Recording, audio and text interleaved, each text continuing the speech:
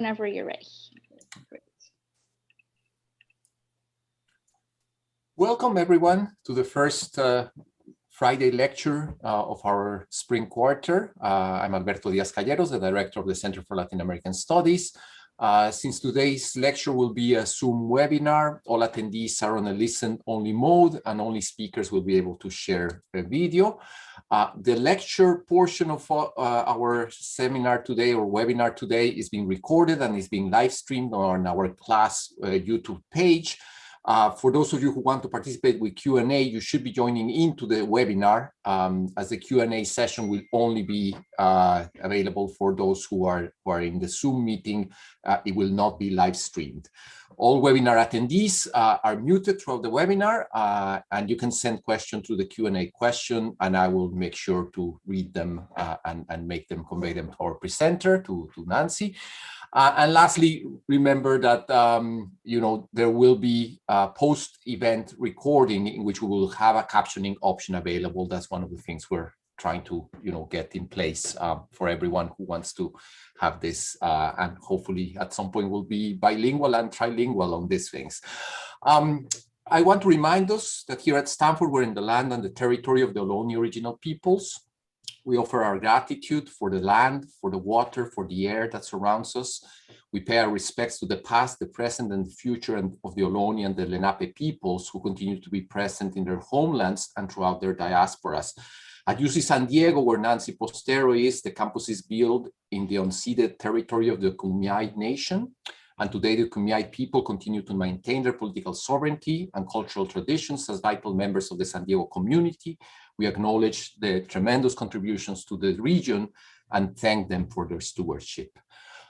So thank you for joining us for the webinar of Nancy Postero. She's a professor of anthropology at UC San Diego, graduate from Berkeley. She is also the co-director of the UCSD Human Rights and Migration Program. She studies the intersection between politics, race, and the economy in Latin America. I just had a wonderful morning because I'm not teaching any class except this seminar, reading her latest book, which is The Indigenous State, Race, Politics, and Performance in Plurinational Bolivia. It's one of the thrills of this profession that we can read somebody's work that we admire. The first book I read by her is her book, Now We Are Citizens, Indigenous Politics in Post-Multicultural Bolivia, published in Stanford University Press. So Nancy, please go ahead. Well, great. Thank you so much. I'm so delighted to be here. I'm going to share my screen. Can you all see that? Alberto, can you see my screen? Yes. Okay, great. Thank you. Thank you so much for inviting me to talk today. I was supposed to be here last year, but Alberto and I were just talking about how so much has changed since last year. Very happy to be able to be here, although by Zoom and webinar. I'm sorry I didn't get to come to Stanford because I'm a Stanford undergrad alumna, and so I send my best to all of you at Stanford. I just got a notice of my 45th college reunion this week. It's going to be this year, so oh my God. But it's always great to connect with Stanford and with Alberto, whom I got to know during his UCSD tenure. So thanks for mentioning that. I am in San Diego, which is on unceded Kumeyaay land, and I always want to acknowledge that. Thank you. So I'm going to be talking today about Bolivia's Plurinational project. And as you all probably know, Bolivia is a small country in the center of Latin America with a population of about 10 million people. And in 2005, there we go, Bolivia elected its first indigenous president, Evo Morales. Morales' election was really historic because despite the fact that between 40, 60, 70% of Bolivians self-identify as indigenous, until 2005, Bolivia was ruled by the white mestizos, the people who are a mixture of white and European and indigenous. Bringing together a wide spectrum of indigenous activists and coca growers, labor parties, civil society organizations, Evo Morales was elected with the largest majority in Bolivia's modern history. And he took office in 2006. And here's a picture of his Andean inauguration, where he was being blessed by Aymara ritual specialists at the most important pre-Inca site, Tiwanaku. Part of what was called the pink tide, and I love this slide because you can see on this t-shirt here, it says Che, Fidel, Chavez, and Evo. Morales and his movement towards socialism, or MAS, Movimiento Socialismo Party, they were the darlings of the international left. And they promised to reverse neoliberalism and argued that they promised to grant indigenous peoples recognition and rights, and to distribute the profits of the country's resources to its people. So it was a really exciting moment in the early 2000s when Evo and the MAS came into popularity. In international fora, I don't know if any of you saw it, Morales campaigned against climate change. He argued that capitalism was the big problem and that indigenous values would save Mother Earth. And although he had substantial opposition, especially among white mestizos in the lowlands, Morales was enormously popular in the Andean region and was reelected again in 2009 and in 2014. Sorry, I missed a slide. But in November 2019, in the aftermath of allegations of election fraud in the October presidential elections, there was massive protests and violence. Several weeks in, the head of the military requested that Morales step down to avoid further violence. So he resigned and he fled into exile in Mexico with his vice president and the head of the Senate. And then into the vacuum of power stepped right-wing Janine Áñez, who was the fourth in line according to the Constitution. And here she is in the presidential palace, brandishing a Bible as she took power as interim president. And she argued at this time, in a totally shocking way, that the Bible and the cross were necessary to cleanse the presidential palace of the demonic indigenous influence in Bolivia. Áñez issued arrest warrants for Morales and sent many of his party members to jail. So a gigantic change, an earthquake in Bolivian politics. After a tumultuous year of right-wing rule, including several massacres under Áñez, the MAS regained the presidency just recently in 2020. Although I have to say the MAS just last month suffered a defeat when she's a really amazing, I don't know if you all have been watching her, she's a vibrant young Aymara leader. She was a member of the MAS. She was one of the only MAS members who stayed in Bolivia while the rest of the top guys went off in exile. But she's just recently defected from the MAS and won the most important position of the mayor of El Alto, the revolutionary Aymara city above La Paz. So what in the world happened in Bolivia from Morales having so much popularity and representing across the world the rise of indigenous rights to this absolutely radical change in 2019? How could he fall so fast so far? Or so far, so fast? How did the conservative right take power? And what in all those crises? What about Plurinational project? What is left? What is left of the exciting utopian movements that Bolivia has been known for the last 15 years? And what does this mean for indigenous Bolivians? So these are the questions I'm going to try to talk to you about today. And to do so, I need to take you briefly back into Bolivian history because I don't expect everybody here knows a lot about Bolivia. But I want to explain a little bit about how and why Morales and his MAS party emerged, and then describe what they accomplished, answering the question that I've been trying to answer for the last many years and is the subject of the book that Alberto just mentioned. And the question is, what difference does an indigenous state make? I will talk a little bit about my theoretical framework to understand how indigeneity and decolonization went from emancipatory politics to a form of policing, and I'll tell you a little bit about that. And I'm particularly interested today to talk about the ways that performance structured the political field. So I'll take a little bit of time to describe the performative battles that I think have marked the Morales regime, and also I think the challengers that we see now. First, I just want to say a word about the term indigenous. With this audience, I don't think I need to make the kind of long introduction about the complications of defining and negotiating indigeneity. I'm imagining that if you're a member of the class community and you're thinking about Latin America, you probably thought a fair amount about that. But I think it's sufficient to say that who counts as indigenous is a fundamentally political question. And the categories that emerge from these struggles have extremely material consequences. And so in my books, I have traced the ways that indigenous people have been categorized and treated in the colonial era, like this picture of Potosi, when indigenous labor and lands fueled European prosperity. During the Republican period, when indigenous peasants were considered, obstacles to modernity in need of improvement, and after the 1952 revolution, when the category of Indian was erased and rural peoples were considered to be campesinos or peasants, their difference alighted to produce a mestizo nation. It really wasn't until the mid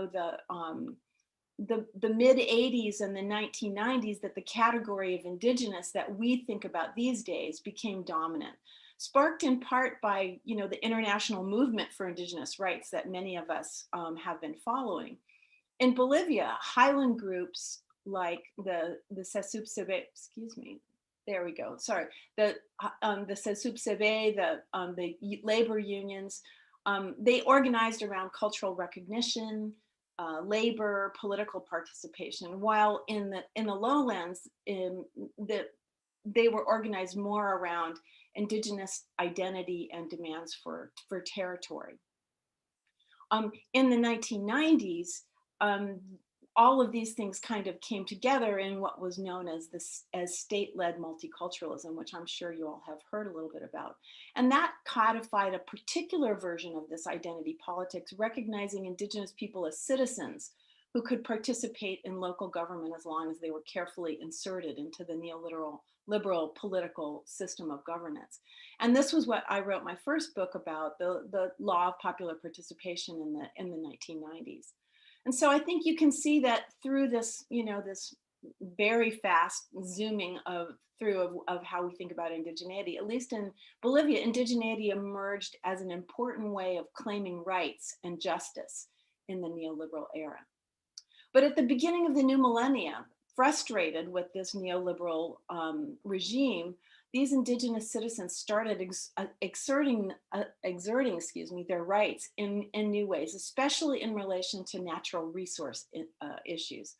So in Bolivia, for instance, they started protesting neoliberal economic reforms, as here in the water war in Cochabamba in 2000, where they were pushing back against privatization of water. In 2003, probably the biggest earthquake up to that point was the gas war, in which popular anger against neoliberal presidents' plans to send natural gas to California through San Diego, where I'm living, provoked a whole other insurgency. Bolivia has of course, long been a producer of prime materials, and most of the profits have gone out of the country. Once silver and gold were mostly tapped out, tin was the most important export from the Andes, and rubber, lumber, sugar came from the lowlands. These days, Bolivia's exports are mostly soy from the lowlands and hydrocarbons, particularly natural gas also from the lowlands. Excuse me.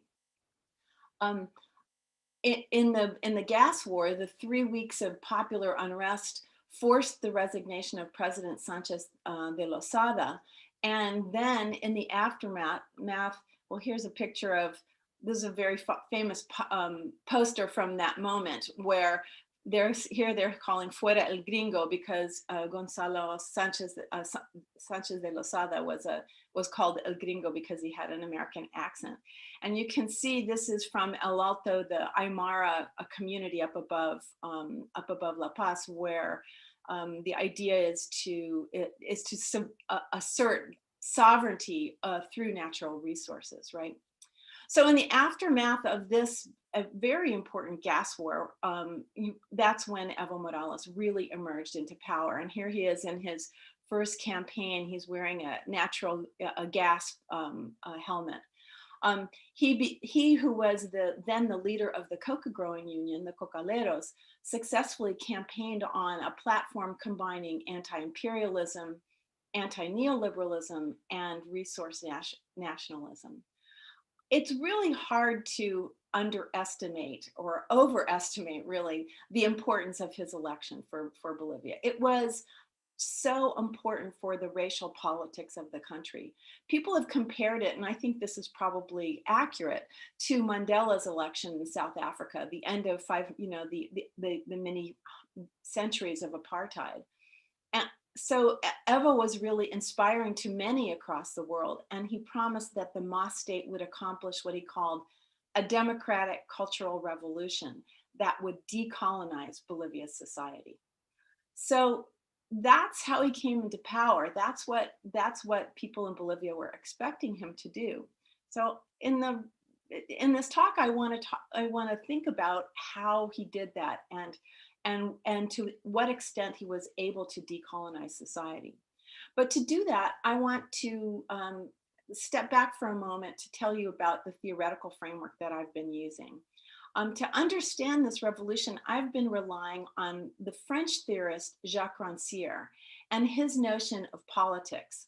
I'm going to put up a slide of text just to show you his terminology, because he has what seem awkward in English, and I've tried translating it into Spanish and it's equally awkward, but I still think his terminology is very helpful to think about politics.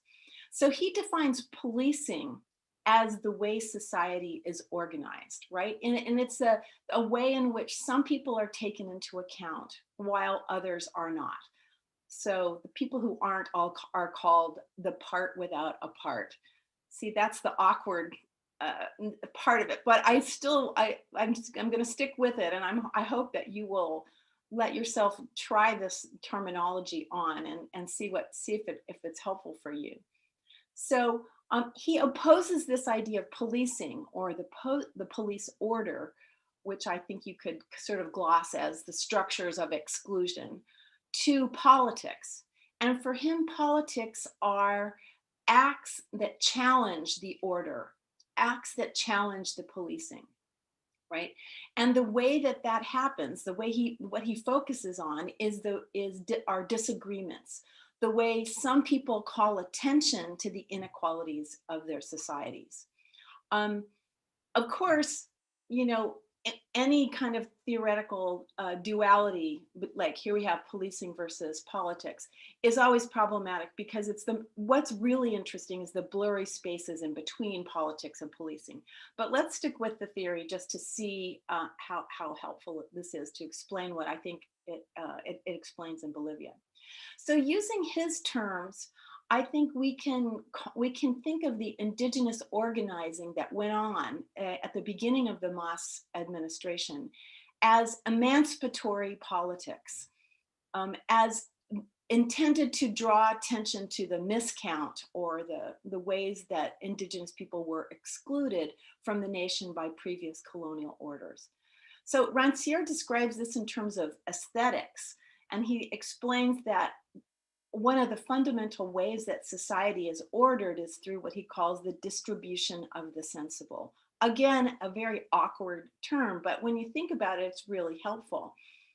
Some people are heard, some people are listened, some people are seen as subjects, while other people are just seen as noise. And for the most part, indigenous people were not seen, or were just noise. And so what we see here is that if throughout Bolivia's history, indigenous people have been discursively opposed to whites and mestizos, and rendered as savage obstacles to modernity and progress, then a fundamental task of decolonization is to change those ideas that are held at the deepest aesthetic and cultural levels. So the overarching argument of the book is that at the beginning of the Morales regime, indigeneity and decolonization were the basis of an emancipatory politics that was the goal of which was to reorder Bolivian society.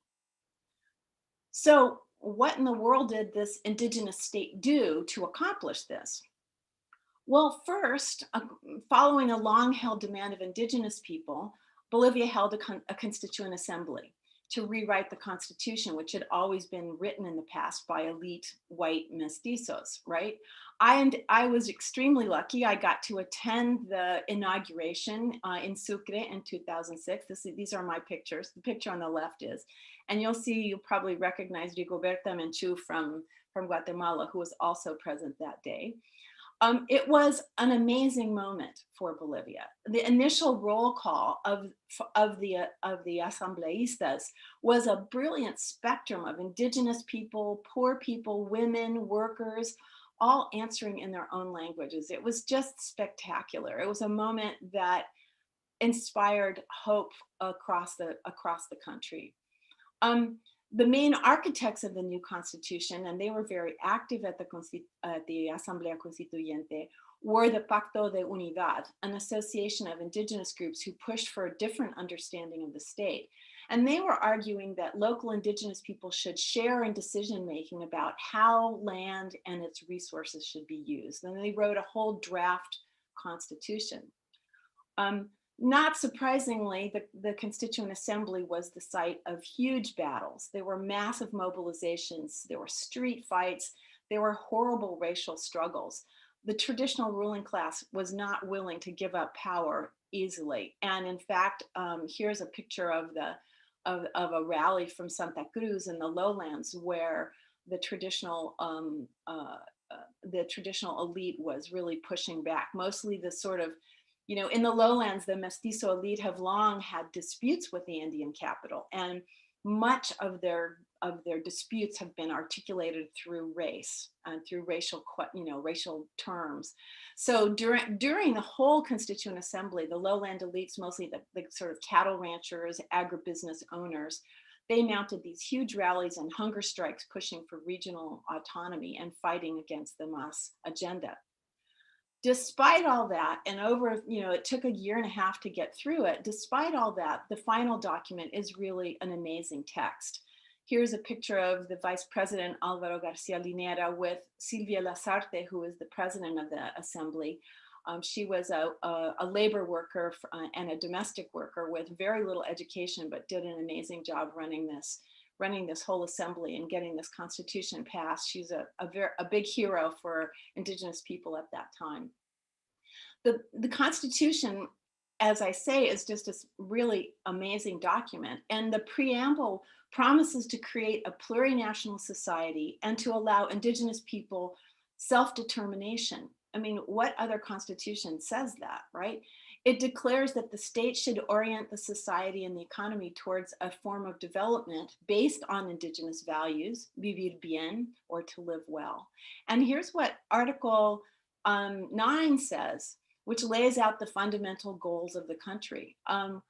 The fundamental goals are to constitute a just and harmonious society cemented in decolonization without discrimination or exploitation, with full social justice, to consolidate plurinational identities.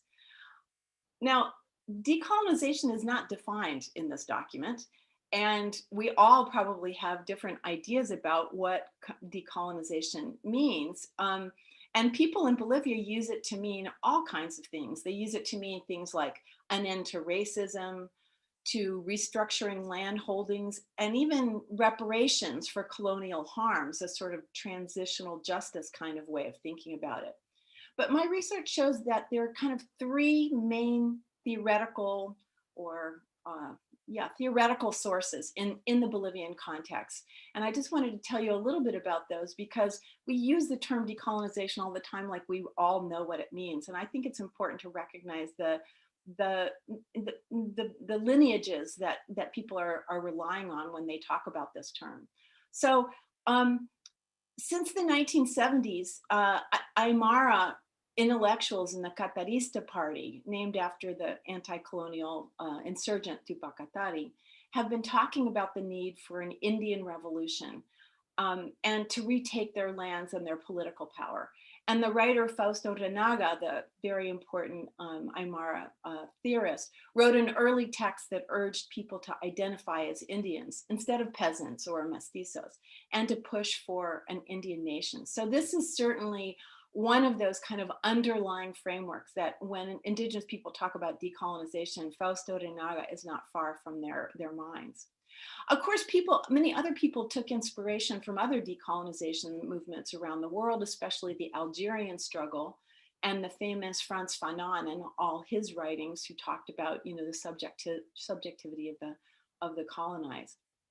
I think for many intellectuals in Bolivia, it's post-colonial studies, though, that has been such an important influence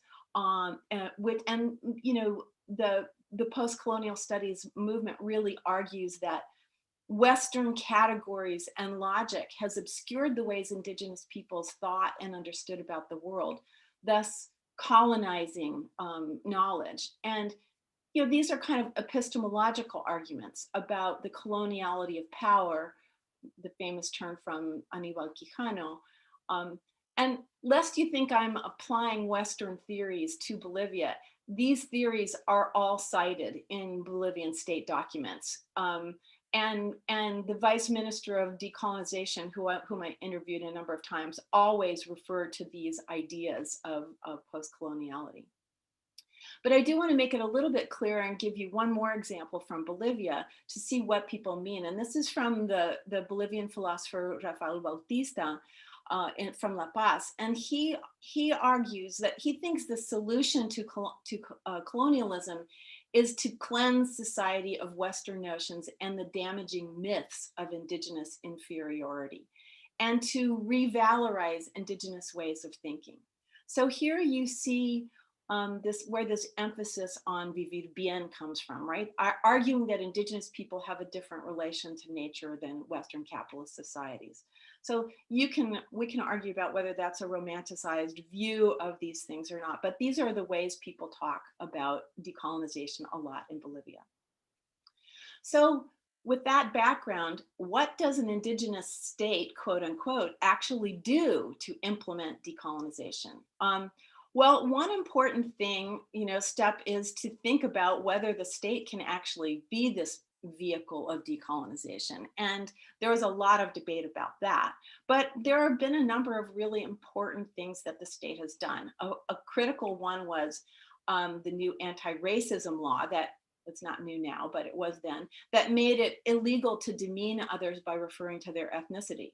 Now, that may not sound like that big of a deal here, but for centuries, Indigenous people in Bolivia and probably elsewhere in Latin America have been insulted and discriminated against. And now that's actually against the law. And that's kind of an important thing. The state has also made huge strides to diversify the state bureaucracy. And now you can see both in these pictures, journalists, senators, but also ministers, police people, ambassadors, in the school, in the police force, there are just Indigenous people dressed in Indigenous clothing, speaking their Indigenous language in the state, which in previous administrations was just such a racialized space that Indigenous people were even scared to go into government offices. And now people feel a lot more welcome. They feel that the state can and does belong to them. The state is also, there we go. The state has also used a lot of rituals and spectacles to perform decolonization. And this is what I meant when I was talking about performance, right? The one example that I have a whole chapter in the book about is the collective marriages of our tradition held in 2011, which you see a picture of. The Vice Minister of Decolonization, first, I guess it's important to point out there is a Vice Ministry of Decolonization, which what other country has that? They held a mass wedding of over 300 couples in a big coliseum in El Alto. And with enormous amounts of ceremony, the organizers married people in what they called our tradition. So here are some pictures of the amautas, or the ritual specialists, blowing on their conch shells and burning incense, and then marrying people who are supposed to represent the new decolonized families of Bolivia. The Evo Morales here's a picture of him, sorry, there. The president oversaw the ceremony, acting as the padrino, or the godfather, of the newly married couples in this event. I've criticized this event, and I do in the book, as representing reinforcing an all-powerful male state. And I think this picture sort of, he looks like a priest or El Inca or the king or something in this picture, speaking down to the people. But and I've also criticized this sort of ideal decolonized subject that emerged from these performances. But there's just no doubt about the power that these symbolic events had. And in the book, I talk a lot about I interview some of the participants, and they also felt that this was a very powerful event. A show, but very powerful. But President Morales often held himself out as the representative of indigeneity. You saw his indigenous inauguration in Tiwanaku, but he often appeared with huge signs of this is Tupac Katari and Bartolina Sisa, his partner, the anti-colonial leaders from the 1700s. And he always aligned himself with this kind of anti-colonial performance. When I love this is one of my favorite things. When the administration inaugurated a new satellite, they named it after Tupac Katari. And here's the poster that accompanied it, and it was all over the place. There was a stamp you can see on the bottom right. But you can see the point here is to make Evo and here's Evo and here's Tupac Katari. They look definitely related, and both looking off into the future, into the stars, to see what decolonizing Bolivia is going to look like. And you can see that the point is to make decolonization visible, even when doing something as mundane as providing new infrastructure.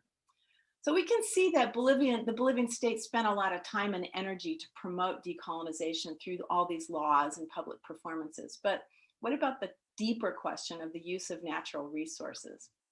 Well, first, one of the first things that the Morales regime did was to nationalize the hydrocarbon reserves, reversing the terrible deals that the previous neoliberal governments had cut with the transnationals. Previously, the transnationals got about 80% of the profits. And so in this first quick nationalization, they reversed that, and the state gets that much. And with this money, the state was really able to pass along huge amounts of that money to the poor, to help people, help poor farmers with credit and tractors, and to build all kinds of infrastructure and social services that they'd long lacked. There was a very ambitious program for school children to get subsidies to go to school. Pregnant mothers got care. Seniors got regular support payments in Renta Dignidad. And this all is what Gudinas, Eduardo Gudinas has called progressive extractivism. Right, this is what he uses this term to call attention to the way countries like Bolivia and Ecuador, in some ways, which appeared to be doing something very radical, were still relying on extraction of natural resources, gas and mining, and still taking part in global capitalism, still selling their products through transnational corporations. But the states in this model take a more active role, and there's a great deal more redistribution of the profits to the population. So that means that, contrary to what Evo was saying about capitalism being the big enemy whenever he was performing in international venues, Bolivia is still deeply engaged in extractive development. And in fact, they're deepening their dependency all the time. Morales has pushed large iron mines like the Mutun project, said to be one of the largest in Latin America. He's continued this amazingly huge bio-Amazonian highway project, which is part of a continental highway project. And in Bolivia, this highway goes right through the dry, fragile forest of the Chiquitano people, and they've been trying to fight this road and the damage to their lands for years and years with no support. On the horizon is yet another gigantic mega project, the Cachuela Dam, which is part of a regional Amazonian dam project. And people are very worried about the repercussions for all the river life. And then, of course, we can't go without talking about the lithium discoveries.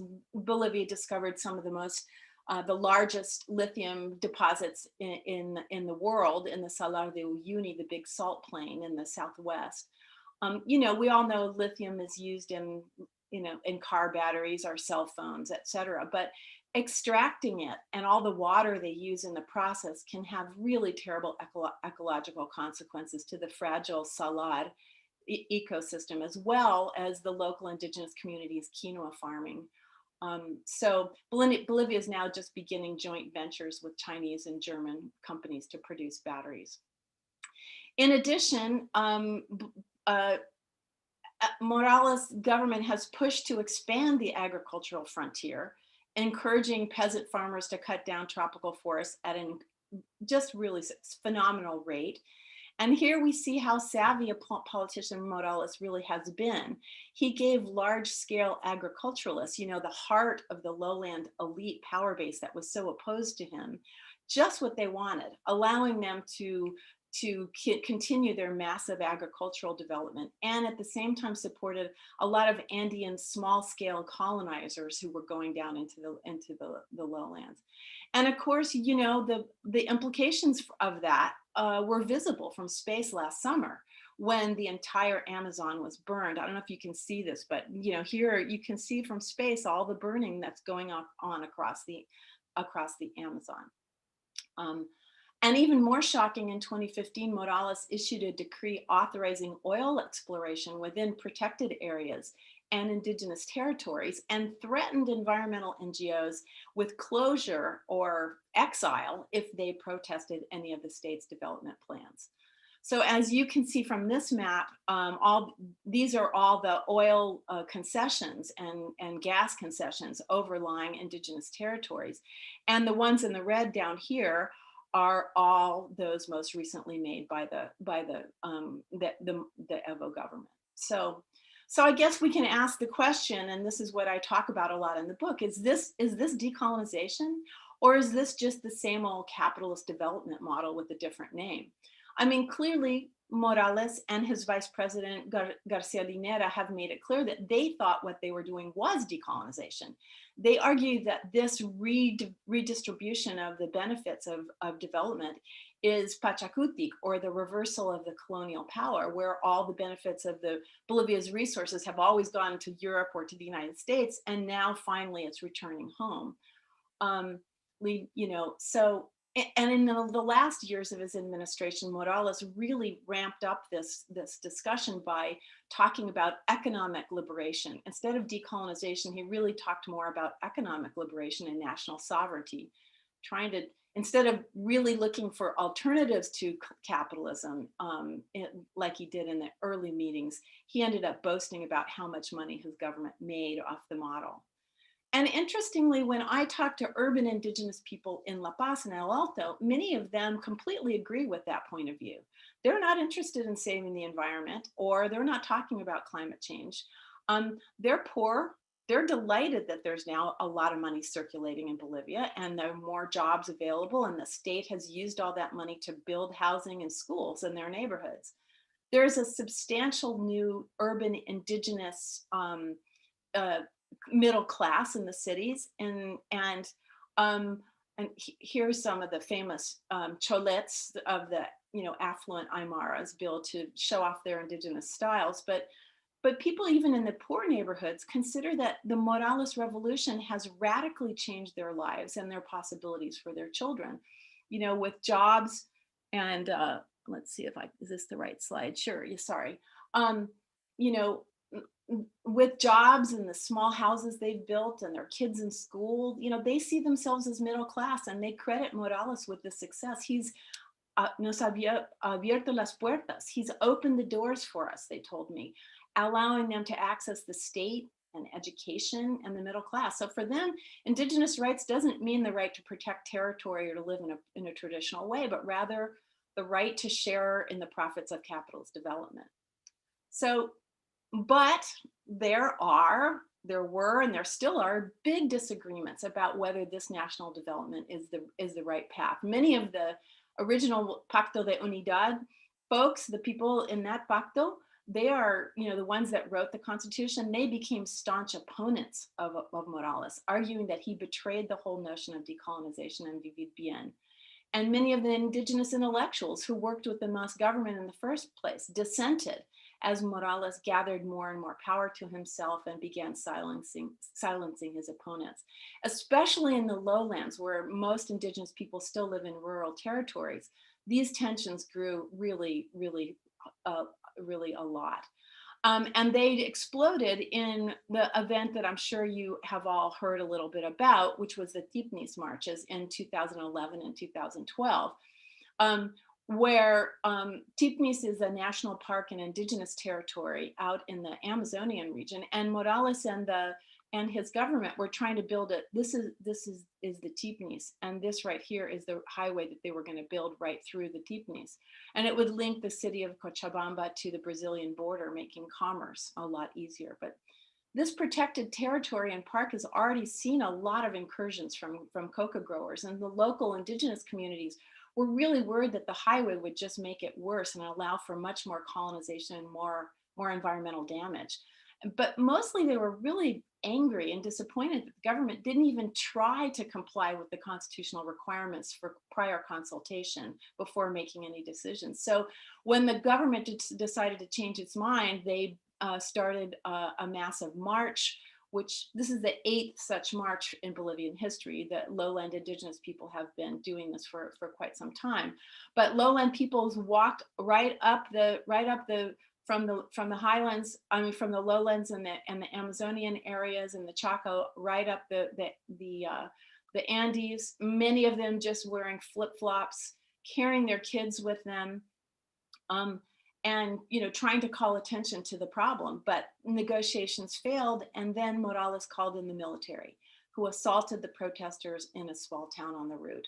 For many of my indigenous friends, this was an absolute watershed moment of betrayal, in which they said, I don't care, and Evo is not indigenous. No indigenous president would do this.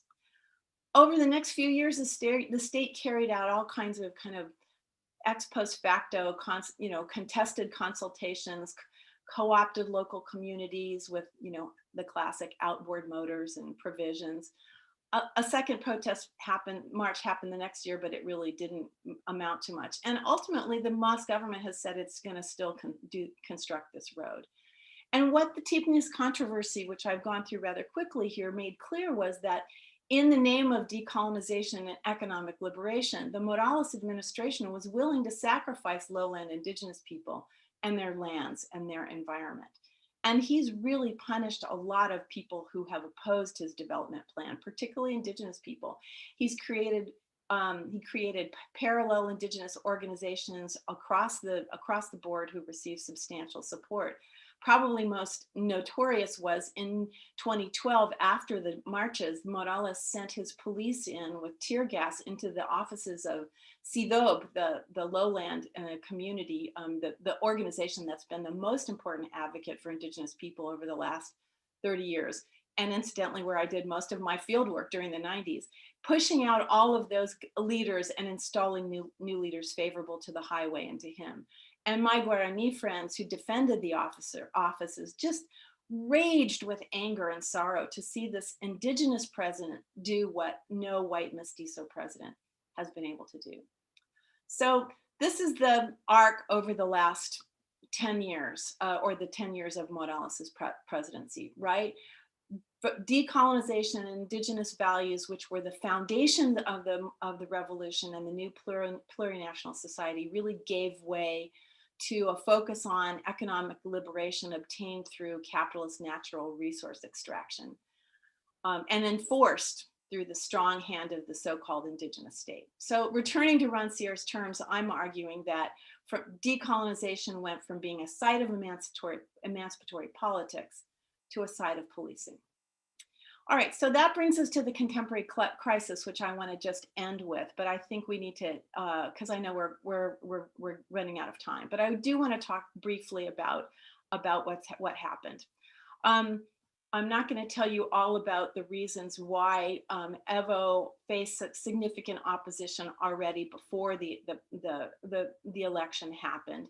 I think some of the things I've mentioned already say that, but you know, there was a petition in 2016, you know, to overturn the constitutional limits that he had. He was rebuffed by a majority. The majority of Bolivians said, no, you can't run again. Then he sent that to the tribunal, the electoral tribunal, and they held it was against his human rights to not be able to run again. So he actually did run again in 2019. But there was a lot of opposition. The F-22 movement, which was the people who headed who were very strongly against his election, his running again, his candidacy, held massive protests all over Bolivia, and at the same time, you know, people were really mad for all the reasons that I've talked to, including the forest fires, that were happening. People in Bolivia were very disturbed by the forest fires and by the sense that the Morales government had added to it. And then, of course, the right wing emerged at the same time. The right wing in the lowlands had reemerged with this conservative politician, so-called Macho Camacho, who held massive rallies already before the election, calling Morales a dictator. And then the night of the election, there were signs of fraud, you know, and the country burst into protests with people on all sides mobbing the streets, screaming at each other, burning houses and offices. The OAS report said that there had been serious irregularities and called for new elections, and Morales agreed to do new elections. But before that, the military asked him to resign, and he, citing the rising violence. For all of you who've heard that this was a military coup, I want to make one thing really clear. The military did not take over. In the aftermath of the 2000 uprisings, many military were held up, you know, accountable and imprisoned for human rights violations. So at the time, the military was going to have nothing to do with it, and that's why they were really pushing Evo to step down. And in addition, many police officers mutinied and joined the protesters and asked Evo to step down. But all that said, whether you call it a coup or not, we can talk about that if we want to. After Evo Morales left and his whole team fled to Mexico, the right wing came rushing in with conservative Áñez as the president. And she immediately issued a declaration giving the military immunity, as if you can just do that, as if a statement is going to solve anything. But the result was that the military carried out some just awful massacres in Sacaba, where people were killed, and then in Sencata, where about 30 people were killed. And these cases have received a lot of attention. The victims of the massacres have filed lawsuits, and the Inter-American Commission on Human Rights has done a lot of investigation on this. So I wanted to talk a bit more, but I know we're almost out of time. So maybe I'll just say that recently Áñez has been arrested for the coup, and people are now marching in the streets asking for justice for the massacres. So I think it's a very, very important time. And I'll just conclude by saying that regardless of, you know, I mean, what has happened in Bolivia has been really shocking. That the year of, you know, the Evo's departure was shocking, particularly to all the people who really supported the Plurinational project. And I think that's the question that we have to ask now. If indigeneity, indigenous rights, and decolonization were the basis of the MAS's emancipatory politics, what has become of that struggle now? There were so many disagreements with Morales's government, but it's clear that people still believe in the hope of the process of change that his administration began. One could argue that the victory of in 2020 of the MAS demonstrated that, but I think we could also see that more as a repudiation of the right than anything else. But it's also clear that the MAS no longer has the power that it did. I mean, there is right now an enormous amount of people talking about what plurinational could be, from the feminists at this in parliament to Eva Copa's new, the new mayor. And the most recent is Santos Quispe, the son of the famous Aymara leader El Malcu, Felipe Quispe, is now running for governor of La Paz department. And he has argued that the MAS are a bunch of dinosaurs. He calls the MAS a cancer that only looks to generate division. And he says, they robbed, they massacred, and now the people of La Paz no longer want them. Instead, he says they want cambio en toda la magnitud de la actividad política. So this really issues a challenge to the proceso de cambio, and actually, trying to see what that's gonna mean. So I think now that the hegemonic grip of the MAS has loosened, I think we're really going to see an outpouring of new ways and to work towards making the plurinational project a reality. So I'll stop there. We can talk about the coup if anybody asks questions about that, but I'll stop there for now. Thanks. Thank you so much, Nancy. This has been just enormous amount of material that you covered, and I have so many questions. We are now just going to stop the webinar section of this. I do want to remind anyone who's tuned in there that our next public event is April 13. It's a conversation with Latin American authors that we do with UC Davis and San Jose State University, and this is a presentation of a recent book by Jose Carlos Agüero, the Surrendered Reflections by a Son of Shining Path. Let's know